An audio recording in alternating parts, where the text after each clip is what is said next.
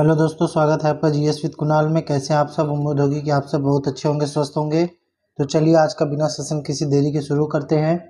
तो आज का पहला प्रश्न है, गुजरात स्थित सोमनाथ मंदिर पर आक्रमण किसने किया? और आपके ऑप्शन है, option A Mohammad bin Qasim, option B Mahmud Ghaznavi, option C Changez Khan, option D Mohammad Gauri.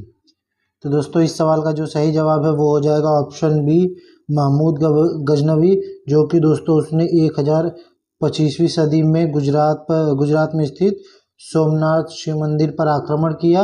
और दोस्तों उस समय गुजरात के शासक का नाम था भीम प्रथम। ये दोस्तों उस समय गुजरात के शासक थे जब महमूद गजनवी ने सोमनाथ मंदिर पर आक्रमण किया। तो चलिए दोस्तों अगला सवाल देखते हैं। तो दोस्तों अगला सवाल है, मोहम्मद गजनी की मृत्यु कब हुई? और दोस्तों आपके ऑप्शन है, ऑप्शन ए 1035 ईस्वी, ऑप्शन बी 1032 ईस्वी, ऑप्शन सी 1031 ईस्वी या ऑप्शन डी 1030 ईस्वी। तो दोस्तों इस सवाल का जो सही जवाब है वो हो जाएगा ऑप्शन डी 1030 ईस्वी, जब दोस्तों 1030 ईस्वी में मोहम्मद गजनवी की मृत्यु हुई। चलिए दोस्तों अगला सवाल देखते हैं। दोस्तों अगला सवाल है, मोहम्मद गौरी ने भारत में किस राज्य की स्थापना की? और आपके ऑप्शन है, option A Jaunpur, option B Fatehpur, option C Turk, option D Firozabad. तो दोस्तों इस सवाल का जो सही जवाब है वो हो जाएगा ऑप्शन सी तुर्क, जो कि दोस्तों मोहम्मद गौरी द्वारा भारत में तुर्क राज्य की स्थापना की गई। तो चलिए दोस्तों अगला सवाल देखते हैं।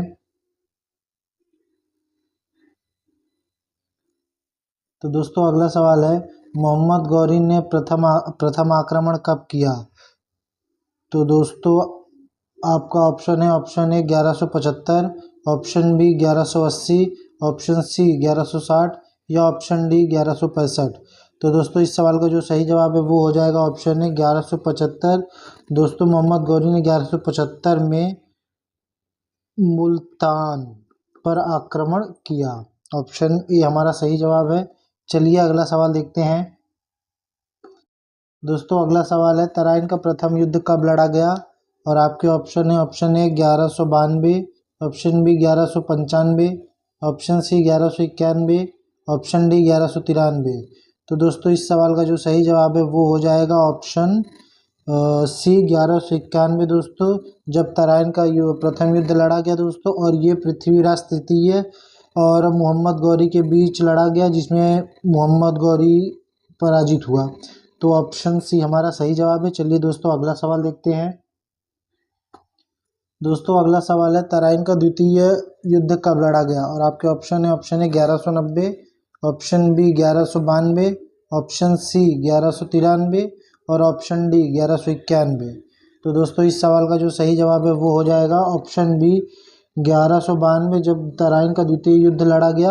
और दोस्तों इसमें पृथ्वीराज तृतीय जो है मोहम्मद गौरी से पराजित हो गया। तो इसमें पृथ्वीराज तृतीय की जो है पराजय हुई और तराइन का द्वितीय युद्ध 1992 में लड़ा गया। चलिए दोस्तों अगला सवाल देखते हैं। तो दोस्तों अगला और छठा सवाल है, दोस्तों अगला और सातवां सवाल है, कुतुबुद्दीन ऐबक ने अपनी राजधानी किस शहर में बनाई थी?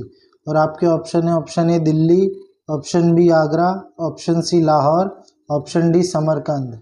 तो दोस्तों इस सवाल का जो सही जवाब है वो हो जाएगा ऑप्शन सी लाहौर, जहां दोस्तों कुतुबुद्दीन ऐबक ने अपनी पहली राजधानी स्थापित की थी। चलिए दोस्तों अगला सवाल देखते हैं। दोस्तों अगला सवाल है, कुतुबुद्दीन ऐबक की मृत्यु कब हुई?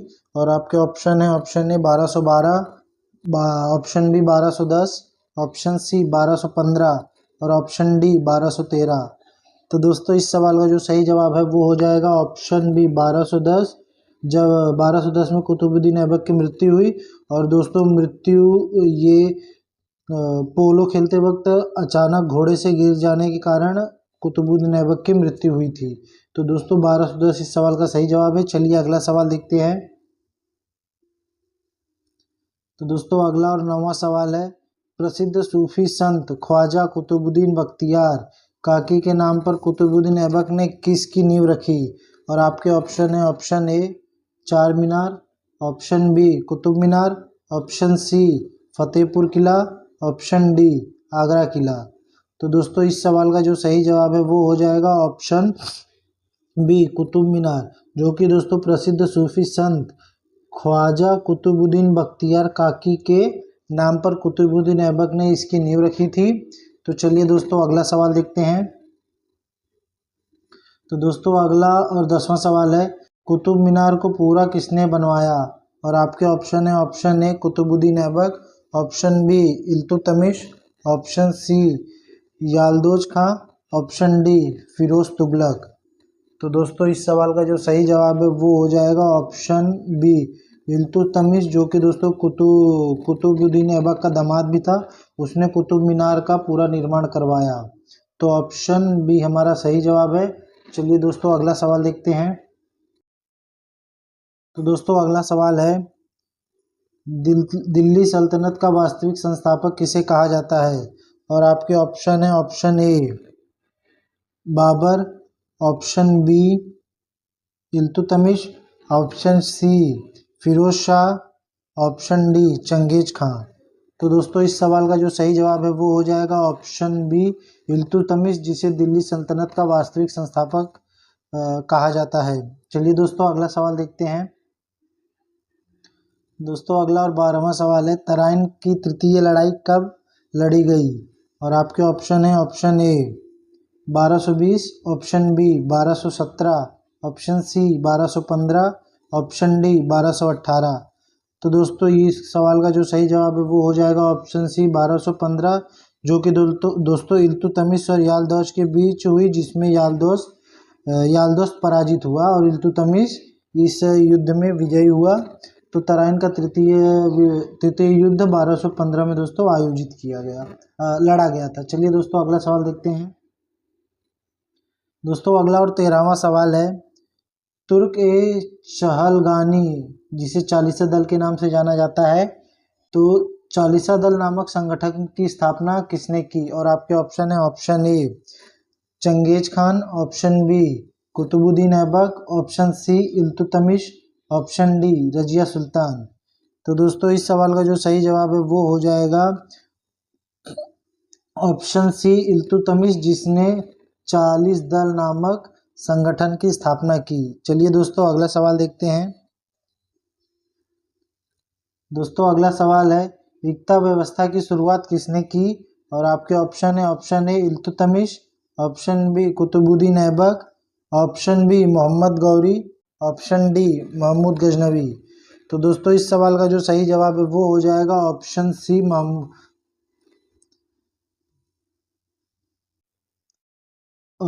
इस सवाल का जो सही जवाब है वो है ऑप्शन सी महमूद गौरी, जिसने इक्का प्रथा की व्यवस्था शुरू की थी। चलिए दोस्तों अगला सवाल देखते हैं। तो दोस्तों अगला और 15वां सवाल है, गुलामों का गुलाम किसे कहा जाता है? और आपके ऑप्शन है option A Qutbuddin Aibak, option B Iltutmish, option C Jalaluddin Mangbarni, option D Abbas Khalifa. तो दोस्तों इस सवाल का जो सही जवाब है वो हो जाएगा ऑप्शन बी इल्तुतमिश, जिसे गुलामों का गुलाम कहा जाता है। तो चलिए दोस्तों अगला सवाल देखते हैं। और दोस्तों आई होप हमारी वीडियो आपको पसंद आ रही होगी। अगर हमारी वीडियो आपको पसंद आए तो हमारे चैनल को सब्सक्राइब कीजिए, वीडियो को लाइक करिए और वीडियो को कमेंट करके जरूर बताइए कि हमारी वीडियो कैसी लगी। तो चलिए दोस्तों अगला प्रश्न देखते हैं, जो कि प्रश्न नंबर है 16वां। प्रथम महिला शासक कौन थी जिसने शासन की बागडोर संभाली थी? और आपके ऑप्शन है option A Rani Laxmibai, option B Razia Sultan, option C Begum Hazrat Mahal, option D बेगम नूरजहां। तो दोस्तों इस सवाल का जो सही जवाब है वो हो जाएगा ऑप्शन बी रजिया सुल्तान, जो कि दोस्तों पहली मुस्लिम महिला शासक थी जिसने शासन की बागडोर संभाली थी। तो ऑप्शन बी हमारा सही जवाब है। चलिए अगला सवाल देखते हैं। दोस्तों अगला सवाल है, दिल्ली सल्तनत को पहली बार किसका आक्रमण झेलना पड़ा? और आपके ऑप्शन है option A Mahmud Ghaznavi, option B Mohammad Ghori, option C Qutbuddin Aibak, option D Mongol. तो दोस्तों इस सवाल का जो सही जवाब है वो हो जाएगा ऑप्शन डी मंगोल, जो कि दोस्तों 1241 में जिसने जिसने दोस्तों 1241 में पहली बार दिल्ली सल्तनत पर आक्रमण किया। तो ऑप्शन डी हमारा सही जवाब है। चलिए दोस्तों अगला सवाल देखते हैं। 18वां सवाल है, उलुग खां की उपाधि किसने प्रदान की गई थी? और आपके ऑप्शन है option A Bairam Shah, option B Balban, option C Nasruddin Mohammad, option D Yaqut. तो दोस्तों इस सवाल का जो सही जवाब है वो हो जाएगा option B Balban. Option D Balban, जिसे दोस्तों उल्लू खां की उपाधि प्रदान की गई थी। चलिए दोस्तों अगला सवाल देखते हैं। तो 19वां सवाल है, बलबन जिसका नाम बहाउद्दीन भी था, तो दोस्तों बलबन के दरबारी कवि कौन थे? और आपके ऑप्शन है ऑप्शन ए अमीर खुसरो, ऑप्शन बी अमीर हसन, ऑप्शन सी ए और बी दोनों, या ऑप्शन डी इनमें से कोई नहीं। तो दोस्तों इस सवाल का जो सही जवाब है वो हो जाएगा ऑप्शन सी अमीर ए और बी दोनों, यानी अमीर हसन और अमीर खुसरो, ये दोनों दोस्तों बलबन के दरबारी कवि थे। चलिए दोस्तों अगला सवाल देखते हैं। तो दोस्तों अगला और 20वां सवाल है, खिलजी वंश का संस्थापक कौन था? और आपके ऑप्शन है option A Alauddin Khilji, option B Jalaluddin Firoz Khilji, option C Malik Kafur, option D Khizr Khan. तो दोस्तों इस सवाल का जो सही जवाब है वो हो जाएगा ऑप्शन बी जलालुद्दीन फिरोज खिलजी, जिसने खिलजी वंश की स्थापना की थी। चलिए दोस्तों अगला सवाल देखते हैं। तो दोस्तों अगला और 21वां सवाल है, दिल्ली सल्तनत का पहला शासक कौन था जिसने भूमि की पैमाइश करवाई? और आपके ऑप्शन है option A Firoz Khilji, option B Alauddin Khilji, option C Bairam Khan, option D Mubarak Khilji.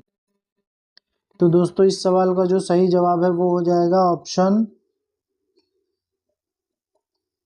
Option B. इस सवाल का सही जवाब है अलाउद्दीन खिलजी, जिसने दोस्तों दिल्ली सल्तनत में भूमि पैमाइश की प्रथा चलाई, और दोस्तों भूमि पैमाइश को मसाहत के नाम से भी जाना जाता है दोस्तों। तो ऑप्शन बी हमारा सही जवाब है। चलिए दोस्तों अगला सवाल देखते हैं।